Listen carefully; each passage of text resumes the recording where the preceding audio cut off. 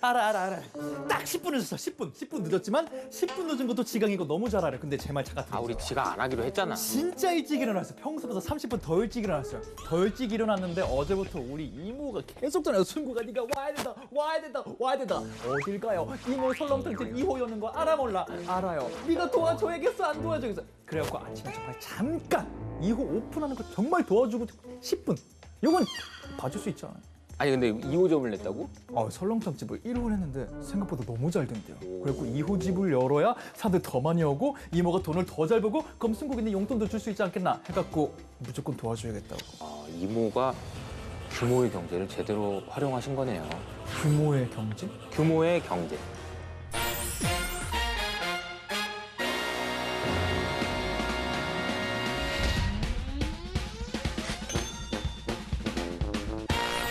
아니 규모라는 거는 어떤 사물이나 현상의 크기, 범위 이런 걸 나타내는 건데 경제는 범위가 있는 게 아니잖아요. 커다란 하나의 개념이잖아요. 어떻게 경제에 규모가 있을 수 있어요? 규모 때문에 생기는 경제 효과? 뭐 이런 식으로 설명할 수 있을 것 같아요. 규모 때문에 생기는 경제 효과? 무슨 조금 더 설명해 주실 수 있어요? 설렁탕집 1호점만 있을 때에 비해서 네. 2호점까지 늘리면 여러 가지 비용을 낮출 수가 있는데 설렁탕에 들어가는 고기를 살 때 고깃집에 가가지고 1호점만 있었을 때는 100만큼 산다고 했을 때 네. 2호점까지 있으니까 2배를 더 많이 사겠죠? 200 정도 사야 되겠죠? 그러면은 그 사람한테 고깃집에 가가지고 이모님은 이렇게 얘기할 겁니다. 야, 내가 지난달까지는 100개밖에 안 샀지만 이제는 200개 사니까 싸게 해줘. 또 어떤 효과가 있을 수 있냐면 100개를 사가지고 한 개 있을 때는 차를 한 대 가지고 가가지고 여기서 가져오는데 드는 비용이 100만큼이라고 한다면 여기 갔다가 여기 가면 그냥 같은 비용으로 세이브가 되는 거잖아요. 그래서 만드는 양 이런 것들을 늘리면 여기에 따른 경제적인 효과가 생긴다라는 것을 우리가 규모의 경제라고 얘기를 해요.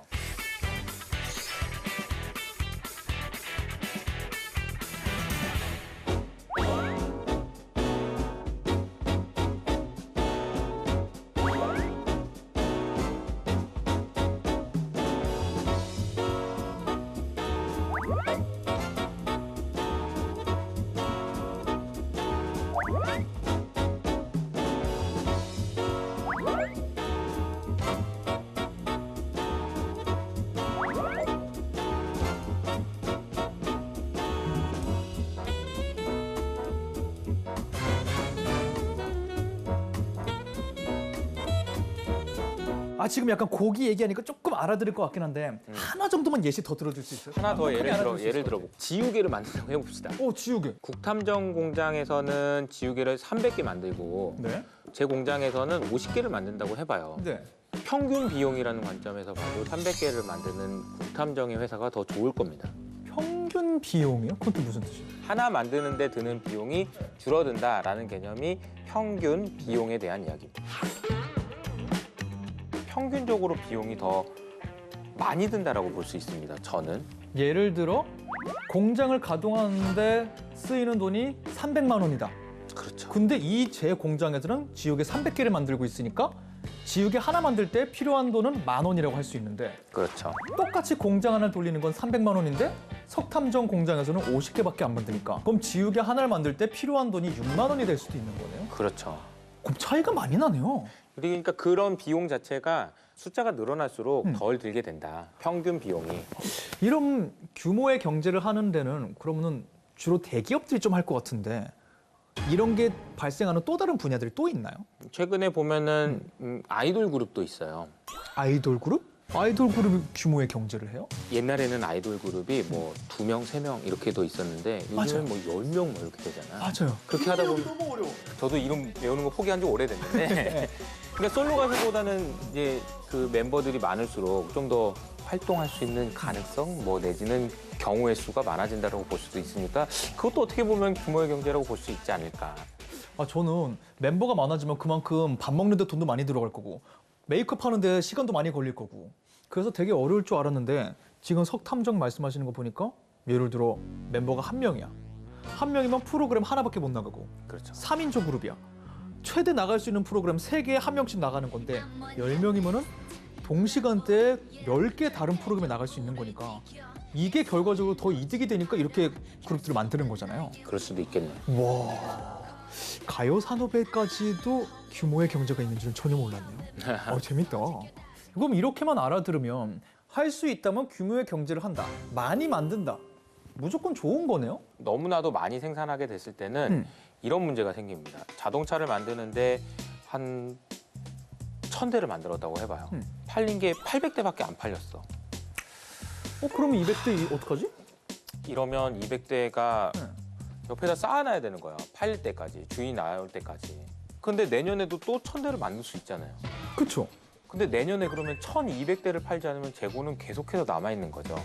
그러네요. 이런 부분들을 관리해 주는데 그 드는 비용들이 있을 거잖아요. 네.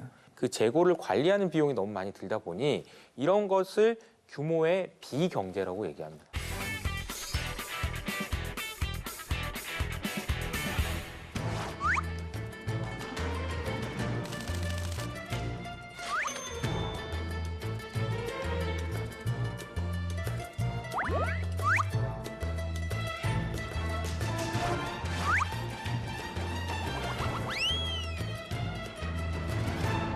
내가 규모의 경제를 하고 싶다고 해도 자칫 잘못하면 규모의 비경제가 발생할 수 있기 때문에 적정 수치를 계산을 계속 해나가는 게 되게 이모님한테도 반드시 얘기해 주세요.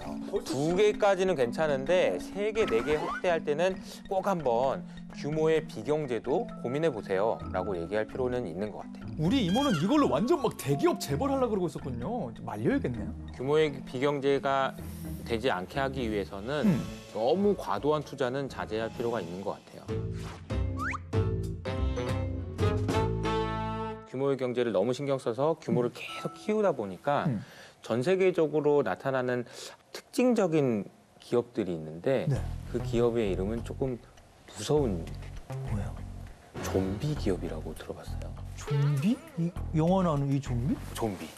기업이 좀비가 될 수 있어요? 좀비는 시체들이 살아나서 죽은 것도 아니고 산 것도 아니고 이렇게 돌아다니는 거잖아요. 죽은 건데 죽지 않은 뭐 이런 거잖아요. 네. 기업도 마찬가지로 이미 돈을 벌 수 있는 능력은 이제 없어졌는데 죽지는 않는, 그러니까 망하지는 않고 계속 연명하는 회사들도 많이 늘어났어요. 그런 회사들은 아까 제가 말한 대로 1000만큼 생산할 수 있는 그런 능력은 가지고 있는데 계속 500만큼밖에 안 팔리는 거예요. 600만큼. 아니 그런 일이 벌어지는데 그 기업들은 돈을 벌고는 있어요. 겨우 은행에 이자를 낼 수 있을까 말까 하는 정도로 파산하지 않을 정도로만. 정말 파산하지 직전까지 이렇게 해서 살아남는 그런 기업들을 좀비 기업이라고 하는데 이런 좀비 기업들이 늘어나고 있다는 것이 우리나라를 포함한 전 세계적인 문제이기도 합니다. 규모의 경제라는 거는 한 기업선에서 똑똑하게 쓰면은 굉장히 좋은 방안이 될 수도 있지만 자칫 잘못하면 규모의 비경제가 발생할 수도 있고 결과적으로는 좀비 기업이 돼서 그 나라의 경제에도 악영향을 끼칠 수도 있게 되겠네요. 정확하게 설명해 줬어요. 이모한테는 2호에서 그만하라 그럴게요. 아이 뭐 좀비 설렁탕이 될 수는 없잖아요. 3호까지는 괜찮을 것 같은데. 3호까지 괜찮을까요? 3호까지. 좀비 설렁탕이 되지 않도록 제가 머리를 잘 굴려보도록 하겠습니다. 알겠습니다.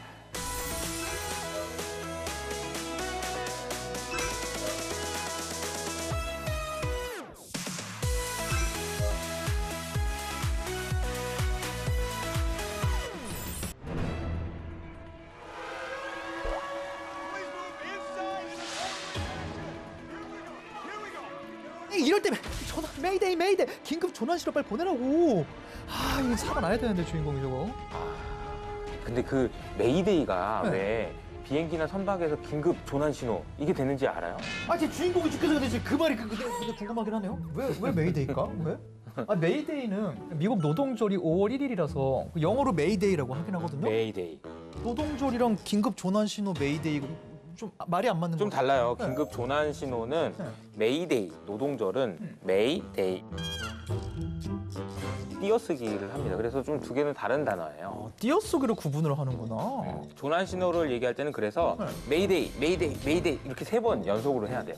헷갈릴 수 있으니까. 헷갈릴 수 있습니다. 그럼 진짜로 우리가 알고 있는 조난 신호 메이데이는 노동절 5월 1일 메이데이랑은 전혀 관계가 없는 거네요. 전혀 관계가 없다고 볼 수 있고 그 대신에 우리가 메이데이를 그 아까 말했던 노동절 그렇게 생각을 해보면 오늘은 노동에 대한 이야기를 좀 해보면 어떨까?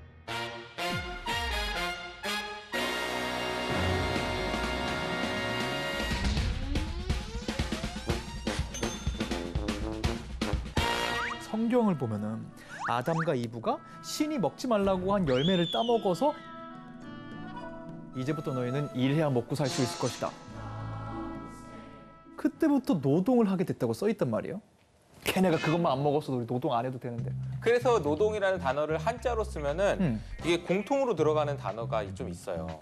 노동이란 단어가 노는 일한다는 노고 동은 움직일 동이거든요. 힘역적. 힘 쓴다는 게 들어가네요. 힘을 쓴다는 건 그만큼 고생을 했다는 얘기잖아요. 뭔가 이 노동이라는 걸 되게 숭고하게 좀 높게 바라봐주는 것 같다는 생각이 들어요. 맞아요. 땀 흘려서 일한 노동의 대가라는 부분이 과거에는 많이 강조가 됐었던 것 같아요. 근데 만약에 그렇게 열심히 일을 했는데 그 일한 만큼 대가를 받지 못하면 무슨 일이 일어날까요? 산업혁명 때 실제로 그런 일이 있었어요. 오, 여기. 영국에서 일어난 거. 영국에서 산업혁명이 시작됐단 말이에요. 근데 그렇게 되면서 이걸로 돈을 많이 번 공장주들, 사장님들, 자본가들이 노동자를 착취하기 시작해요. 말도 안 되는 노동 시간을 강요한다던가 하루에 막 16시간씩 일을 하고 쉬는 시간도 주지 않는다던가 일은 이만큼 시키고 돈은 이만큼 준다던가. 우리가 그래서 노동자분들이 자본가들한테 대항을 해야 되는. 그래서 실제로 네. 1886년에 미국의 시카고에서 노동조합이 생기면서 8시간 노동, 그리고 8시간 휴식, 8시간 교육을 요구하는 그런 움직임도 시작됐습니다. 예를 들어 돈 많은 자본가가 야, 너 20시간 일해. 공장 직원이 100명 있는데 한 명이 싫어요 한다고 하면은 뭐 아무것도 안 일어나지만 예를 들어 공장 직원 100명이 모두가 모여서 한 목소리로 싫어요 말한다면 자본가가 들을 수밖에 없잖아요. 그렇죠. 그렇게 세계가 노동자가 일을 하지 않고 노동을 멈추면 세상이 멈출 수도 있다는 것을 보여준 사례라고 볼 수 있습니다. 1886년에 시카고에서 그런 일이 시작됐다. 벌써 100년도 훨씬 더 된 얘기잖아요. 노동조합이라는 건 역사의 모든 조직이 그랬던 것처럼 시간이 흐르면서 변화도 있었을 것 같고 그 안에 여러 조직이 새로 생기고 이런 일도 생겼을 것 같아요. 예를 들자면은 직업별로 노동조합이 있기도 하고 산업별로 있기도 하고 기업별로도 노동조합이 있습니다. 직종, 산업, 기업. 직종별 노동조합이 노동조합의 최초의 형태인데 시카고에 처음 나왔을 때 동일한 직업이나 직종에 속하는 근로자들끼리 모여있는 그런 형태를 말을 합니다. 주로 이 직종별 노동조합에는 대체로 숙련된 노동자들이 중심이 돼서 만들어졌다는 특징이 있어요. 베테랑들. 이 사람들이 있었던 게 직종별.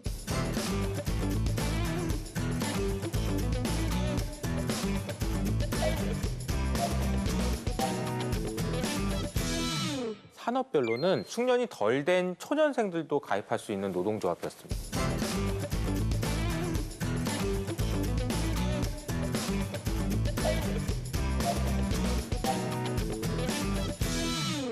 그럼 아까 말한 기업별 그거는 뭐예요? 뉴스 같은 데 보면은 노동조합 해가지고 뉴스에 한 번씩 나오는 노조 지부장이 노조 설립 이후 HMM 노조가 파업을 가결하고 현대중공업의 대우조선해양 인수를 앞두고 노사 간 갈등이 증폭되고 뉴스에 여러 번 이름 등장하죠. 맞아요. 어떤 기업 노조, 어느 회사 노조 이렇게 등장하는 게 기업 노조. 다시 정리하자면 직종별 노동조합은 그 직종에서 일하고 있는 숙련자들, 산업별 노동조합은 거기서 일하고 있는 신입들, 일을 시작한 지 얼마 안 된 사람들을 위한 노동조합. 그렇죠. 기업별 노동조합은 한 기업에서 일하고 있는 노동자들이 만든 노동조합이 기업별 노동조합. 이렇게 정리할 수 있겠네요. 그렇게 정리할 수 있습니다.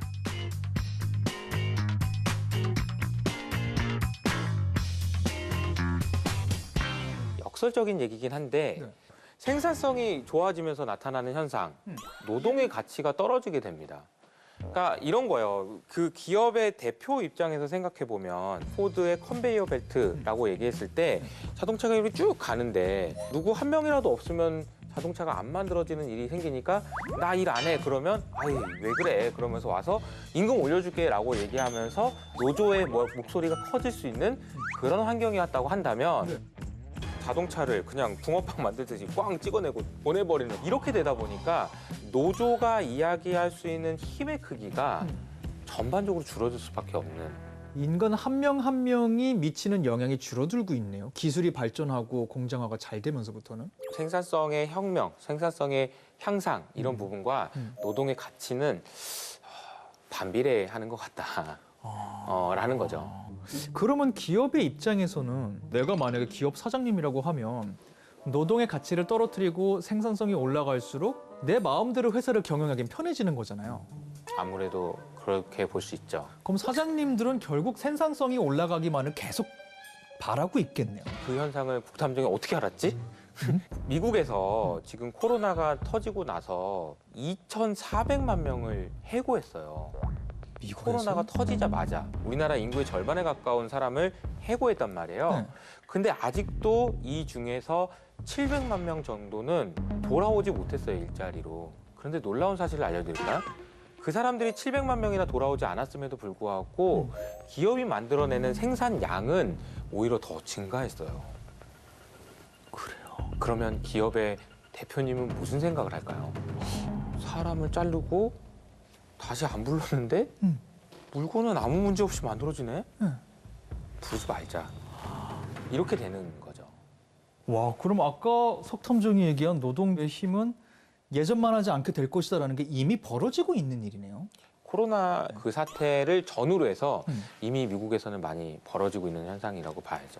정말 앞으로 큰 변화가 있을 것 같다는 생각이 들고, 물론 그렇다고 해도 당장 노동의 가치가 0이 되지는 않을 거니까 당연하죠. 여전히 노동자, 노사정이라고 하잖아요. 자본가, 그리고 정부.